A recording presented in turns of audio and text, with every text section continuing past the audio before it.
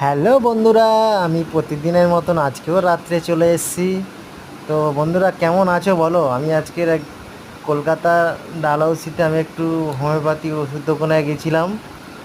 তো পায়ে আমার ব্যথার জন্য কয়েকদিন ধরে খুব ব্যথা করছে, তার জন্য আমি হোমিওপ্যাথি ওষুধ দোকানে গেছিলাম। হোমিওপ্যাথি ওষুধ দোকানে গেছিলাম। দেখুন এই ওষুধ দোকান, দেখতে থাকো ওষুধগুলো। দেখো এই দোকানের ওষুধ দেয়নি, এই কাকু খাচ্ছে। এই সব ওষুধপত্র আছে দেখো। এই যে নাম হচ্ছে Calcutta homeopathy pharmacy Dalhousie clinic. ঠিক ডালহাউসির মোড়ে এই ওষুধের দোকানটা এখানে অ্যাভেলেবেল থাকে সব সময়। তো আপনারাও যেতে পারেন।